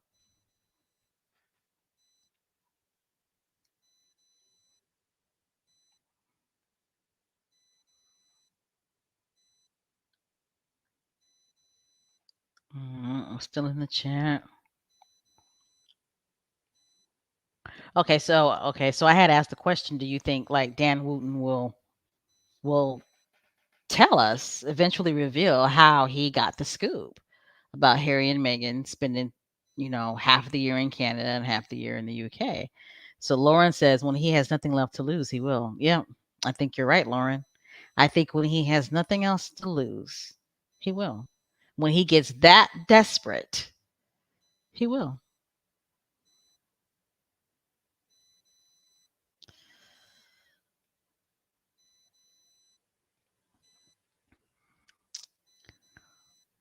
All right.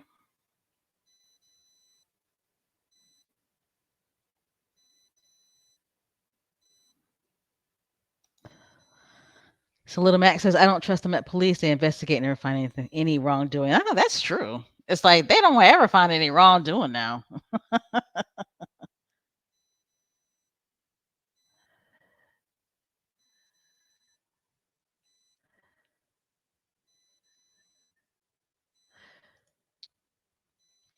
So Claudia says Charles is too weak to be head of country if his staff and press controls him. Yeah. I mean, to me it's either he's weak and his staff and the press have him by the balls, right? Or he's that conniving and that power hungry and that insecure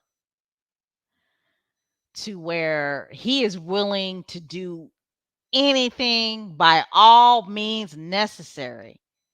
Anything to include throwing his family underneath the bus, even if it places them in danger, to have a positive relationship with the press so he will get positive coverage, right?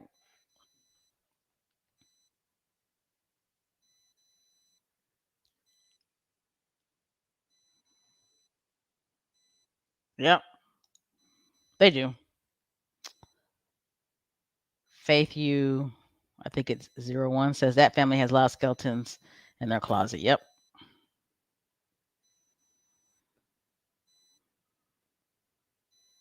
You think so? So Joy says King Chucky got Princess Diana's blood on his hands.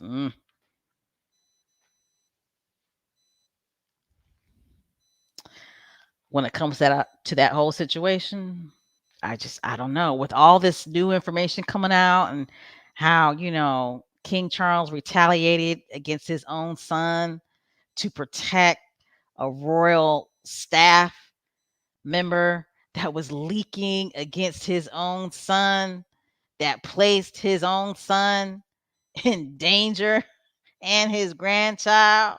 Like, if he could do that to his own son, then wouldn't it be plausible that he would do that to his ex-wife? Like, set her up to where she ends up in a fatal car crash? Wouldn't it be reasonable to think that he would do something like that? Just saying. Cookies and cream, you're right. Everyone, we can't let this is from Cookies and Cream. Says everyone, we can't let this byline report be swept underneath the rug. Please keep it plastered on all social media platforms. Retweet and let it be trending for as long as possible. This is so deplorable. Yeah, that's what I was trying to say. So Lauren says if he can sell out his child, he can sell the British people out too. That's exactly what I was trying to say. I just be having so many words trying to come out my mouth. But that's what I was trying to say. King Charles, okay? If King Charles can sell out his own child and his own grandchild, right? Then he can sell out the British people too. Okay? The British people and the Commonwealth countries that he's head of state. That's exactly what I was trying to say. Okay. So what I'm saying is, with him being a government official, there needs to be more investigation into that. There needs to be way more investigation into what his relationship is with the press, right? There needs to be more investigation to that. He has an unethical relationship with the press. And Wank does too. Prince William does too. And the reason why the press guns so hard for Prince Harry is because he's not falling in line with that. He's not playing with the press. He won't play footsies with the press. He won't dance with them. And that's why they gun for him like that.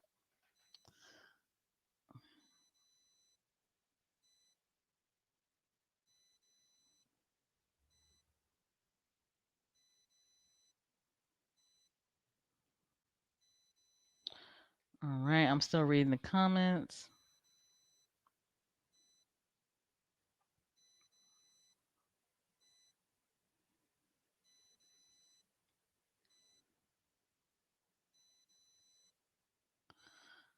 Okay.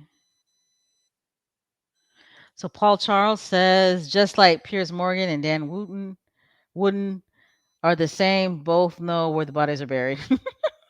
Yeah, but you know what's interesting about Piers Morgan? He has not defended Dan Wooten. Notice that? He has not said anything about Dan Wooten, not that I'm aware of.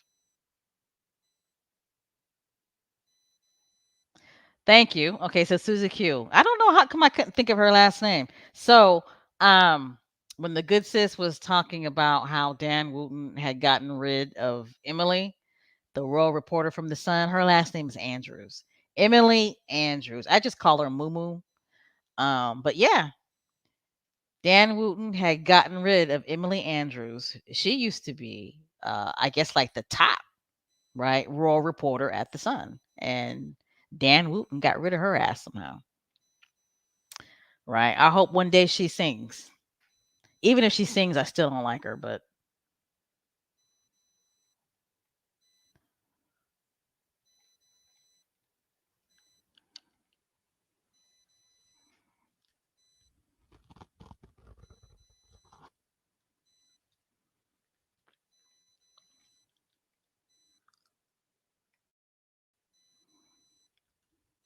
yeah, that's true. Actually, that's a true statement. Paul Charles says most countries focus on U.S. president and other world leaders than the other worlds. That is so true. But at the end of the day, though, Prince Charles is still head of state. Okay, he's still a government official. So if he's doing unethical things with the press, for the press, just to have positive press coverage, that's criminal. So perhaps the UK should not have a royal as head of state. Maybe they should allow the people to elect their own head of state. Just saying.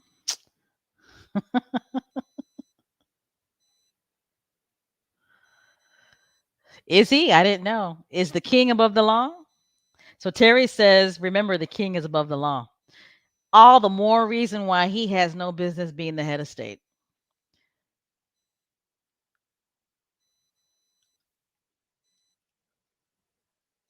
Somebody else says he is king. They can't do anything.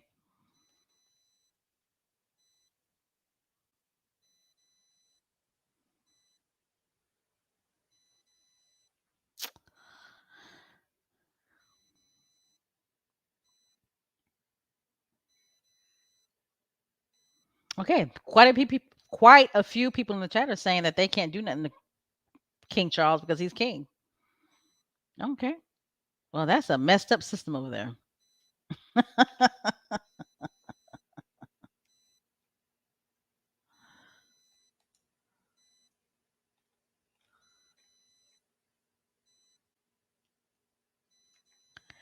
All right, guys. we have come to an end of this podcast. I hope you guys enjoyed it today. But before we go, again, I want to say big fat out shout out to H Knight. She is a channel member and she has been a channel member for 13 months. So H Knight, thank you so much for your support. We appreciate it. Mrs. S, thank you so much for your donation. Much appreciated.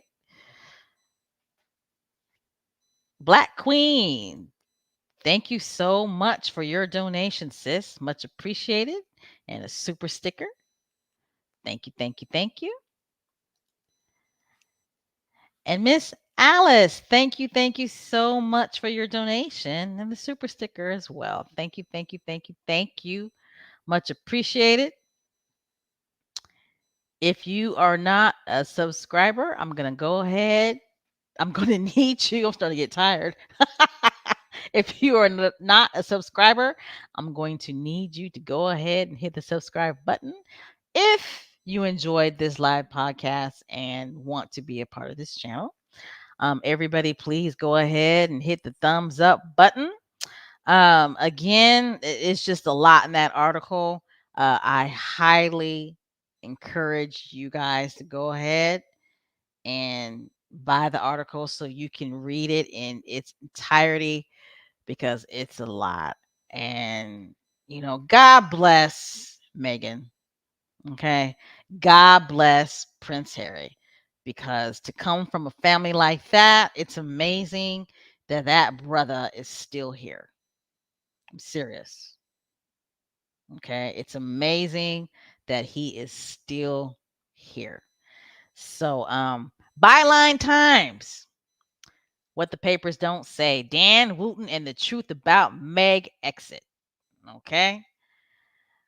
Awesome, awesome, awesome. How Murdoch and the monarchy's toxic relationship split the royal family.